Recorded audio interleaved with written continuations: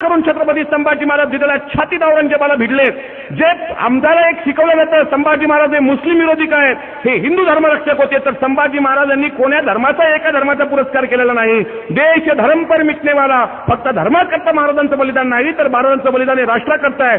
संभाजी महाराज जर फक्त हिंदू धर्म रक्षक असते तर संभाजी राजांवर जो तिसरा विषप्रयोग झाला, मोरोपंत पिंगळे, सोनोपंत डबीर, अण्णाजी दत्तो, राहुल सोमनाथ या 10 कपटी मंत्र्यांनी ज्यांनी शिवरायांना 3 एप्रिल 1680 हनुमान जयंतीच्या काल्याच्या प्रसादामध्ये विष देऊन मारलं, त्यांनी जो तिसरा प्रयोग संभाजीराजांवर मासोळीच्या अन्नातून केला, त्यावेळी संभाजी महाराज तुमच्या मासोळीच्या अन्नामध्ये विष घालवलेलं आहे अशी खबर देऊन संभाजी महाराजांचा जीव वाचवणारा शहजादा अकबराचा पुत्र, औरंगजेबाचा पुत्र शहजादा अकबर हा जातीनं मुसलमान होता, ज्याने संभाजीराजांचा जीव वाचवलेला आहे. आणि ज्यावेळी औरंगजेबानं संभाजीराजांच्या डोळ्या काढायची आज्ञा केली, त्यावेळी मिया खान नावाच्या मुसलमान जल्लादानं त्या तप्त असलेल्या सड्या स्वतःच्या पोटात मारून संभाजीराजांसाठी जीव दिला. आणि जी लोक शिवराय आणि संभाजी महाराजांना हिंदू धर्मरक्षक म्हणून एका धर्मापुरते मिळवतात, शिवाजी महाराज हे मुस्लिम विरोधक होते म्हणून अनेक मस्जिदीच्या समोर आजही कशी घुसते आरपार शिवरायांची तलवार जोरजोरानं बॅट वाजवलं जातं, पण शिवाजीराजांची तलवार कधी मुस्लिम विरोधी नव्हती. उलट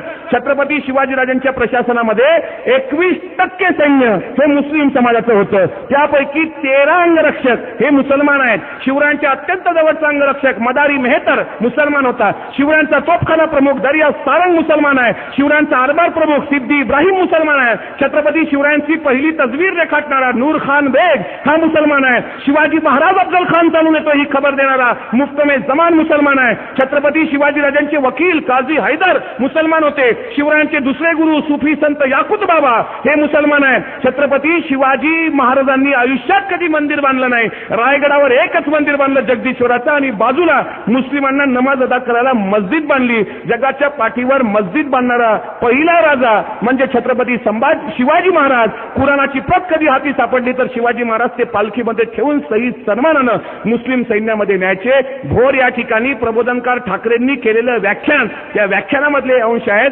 ते म्हणतात ज्यावेळी छत्रपती शिवाजीराजांच्या हाती कुराण लागायचं, हे कोण म्हणतंय? बाळासाहेब ठाकरेंचे वडील प्रबोधनकार ठाकरे म्हणतात जेव्हा जेव्हा शिवरायांना कुराणाची प्रत सापडली, शिवाजीराजांनी मुस्लिम सैनिकाकडे अत्यंत सन्मानानं पालखीमध्ये अत्यंत मानानं दिली, कोण्याही धर्माचा तिरस्कार केला नाही, उलट कुराणाची इज्जत केली. आणि कुराण मध्ये लिहिलेलं आहे जो कोई इंसान कुरान मजीद की इज्जत करता हो उसकी इज्जत करना हर एक सच्चे मुसलमान का फर्ज बनता है. म्हणून आज आम्हाला आनंद वाटतो की लतीफ शेख साहेबांसारखी अनेक मोठी मोठी माणसं या शिवविचाराच्या प्रवाहामध्ये आहेत. खरा इतिहास आज समाजापर्यंत नेण्याचं काम अत्यंत चांगल्या पद्धतीने होतंय.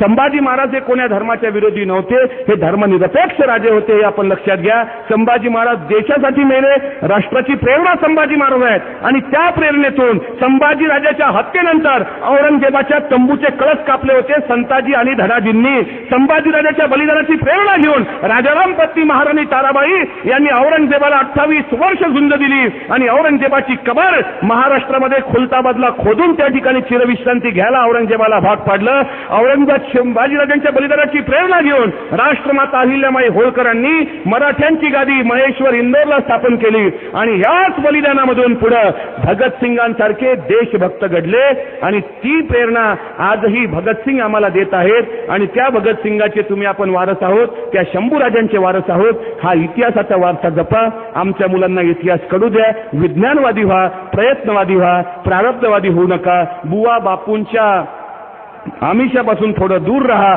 उपवास तापवास कमी करा. ज्याच्या शरीरामध्ये हिमोग्लोबिन असतं त्या स्त्रियांच्या पोटी जास्त उपवास करतात आणि ज्या कर्मकांड करतात त्यांच्या शरीरातलं हिमोग्लोबिन कमी होतं. मग आम्ही सांगतो आम्ही तर जिजाऊच्या लेखी, आम्ही तर सावित्रीच्या लेखी, आणि जिजाऊ सावित्रीच्या लेखी एकही उपवास सोडायला तयार नाहीत. आता मार्गशीर्ष महिन्यातले गुरुवार झाले का पुढे पौष महिन्यातले रविवार येतात आणि मग आणखी एक व्रत, मग एकादशी, कर्मकांड. आणि अशामुळं प्रेग्नंट असणाऱ्या बायांच्या शरीरामधलं हिमोग्लोबिन कमी झाल्यानंतर जेव्हा डिलिव्हरीचा वेळ येतो, जेव्हा बाळंतपणाचा वेळ येतो, त्यावेळी जेव्हा तिला अलगद असं उचलून नेतात आपल्याकडचे पा. म्हणून शिखांच्या स्त्रियांमध्ये आणि आपल्या स्त्रियांमध्ये खूप फरक आहे. शिखांची स्त्री बाळंतपणाला कुणाचा आधार न घेता एकटीच जाते, एकटीच ऑटोमध्ये बसते, 50 रुपये देते, मुझे क्लिनिक तक लेके चलो भैया, एकटी जाते आणि नॉर्मल डिलिव्हरी बाळ घेऊन 2 तासात घरी. बाळ सुद्धा गुळगुळीत 7 किलो. आणि आमचं 3-4 बाया धरून नेतात. आता 8.5 महिने झालेत, 15 दिवस डिलिव्हरी करतात, त्या बाळणपणा करता राहिलेत, उपवास करून करून शरीरातलं हिमोग्लोबिन कमी झालेलं. 3-3 बाया नेतात, ॲटोवाल्याला म्हणतात दवाखान्यापर्यंत सोडून दे, तो तिथं देतो. डॉक्टर म्हणतो ॲडमिट करावं लागतं, बाळ आडवं झालं सिझर होईल. आणि मग बाळाचं सिझर होतं. कमी दिवसाचं बाळ, ते वजन केलं जातं 2 किलो 100 ग्राम. मराठ्याच्या कुळात शिवरायांचा वारसा, बाळाचा जन्म 2 किलो. शिखांच्या कुळात सुद्धा महापराक्रमी पुरुषांचा वारसा, त्यांचं बाळ 7 किलो, तुमचं 2 किलो. त्याचं बाळ लहानपणापासून आजूबाजूला त्याची आई कानामध्ये लोरी नाही म्हणत, निंबोळीच्या झाडामागे चंद्र झोपला ग बाई, आज माझ्या पाळसाला झोप का ग येत नाही. पाळस हे असं पाळस, 2 किलोचं पाळस, झोप का ग येत नाही. तू दिवसभर जागते मावले आणि त्याला कशी काय झोप येणार आहे. ती रात्री जागीच राहत. आणि ही जी विषमता आहे. मग आमची आई झोपवते बाळाला, बाळ काही झोपत नाही. 2 किलोचं बाळ. आजूबाजूनं शिखांच्या बालकांच्या आजूबाजूनं काय ठेवलेलं असतं माहित आहे? कट्या, तलवार, शस्त्र. आणि आई कानात त्याच्या मंत्र देताना म्हणते तू शूरवीराच्या पोटी जन्माला आला. म्हणून शिखांच्या गुरु ग्रंथ साहिबामधली ओवी आहे, सुरा सो पहचानिये. सुरा म्हणजे शूरवीर, तोच शूरवीर जो लढे दीन के है, जो गोरगरिबांसाठी स्वतःच्या शरीराचा कोट करतो आणि त्यांच्यासाठी लढताना पुरजा पुरजा कटमळे शरीराचे तुकडे तुकडे जरी झाले, कभू न छाडे खेत, तरी मैदान सोडत नाही. अशा मर्दाच्या पोटी तुझा जन्म झालेला आहे. म्हणून लहानपणापासून शिखांची मुलं ही बाणेदार असतात. ज्यांना पाहायचे असतील त्यांनी नांदेडला जा, सचखंड गुरुद्वारा एकदा पहा. ज्यांना पाहायचे असतील त्यांनी अमृतसरला जा, गोल्डन टेम्पल, सुवर्ण मंदिर पहा.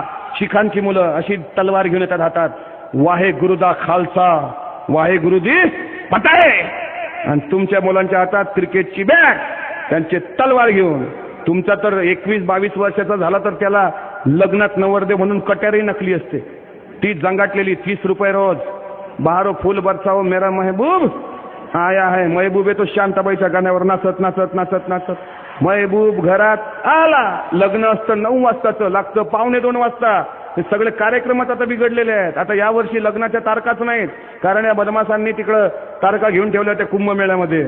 आणि आमची लोक हे नाहीत पाहत, मुलांना कोणता शनी 36 गुण जुळतात का ते पाहतात. त्यापेक्षा मुलाचा ब्लड रिपोर्ट मागवा ना. तो काय करतो, कोणतं व्यसन आहे, कर्तबगार आहे का, स्वतः 2 पैसे कमावण्याची अक्कल आहे का, त्याचा ब्लड ग्रुप कसा, हे मागा. तरी आमच्या नशिबामध्ये शनी आहेच.